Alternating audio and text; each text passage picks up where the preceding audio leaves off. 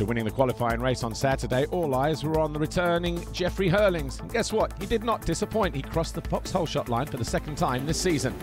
On board here with a GoPro, Gauthier Paulin up the inside of Jeremy Seewer. Seewer then tagged the rear wheel of the Frenchman and went down in turn 2.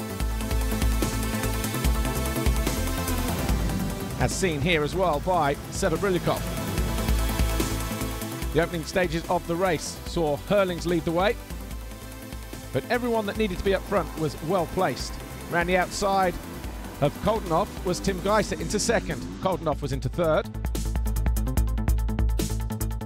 Jeffrey Hurlings tried to make a break for it. Romain Febvre and Paul Jonas weren't too far behind either, and what was turning out to be an exciting start to MXGP Race 1. And then Geiser fell from second, handing the advantage to Koldenhoff and Febvre.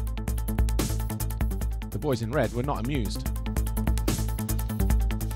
Midpoint of the race, Jeffrey Hurlings came under threat from Glenn Koldenhoff.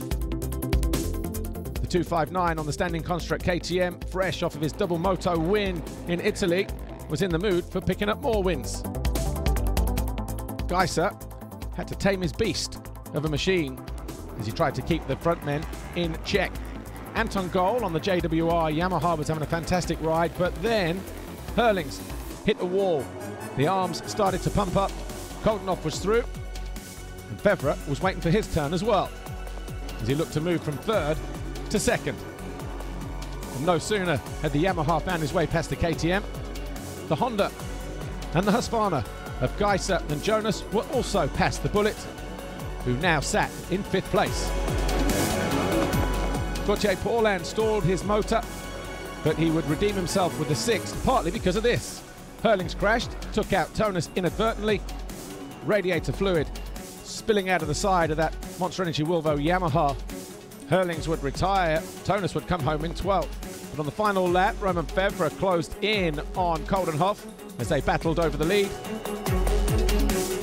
It was close, just over a second, but it was Koldenhoff who went on to win his 3rd race of the season.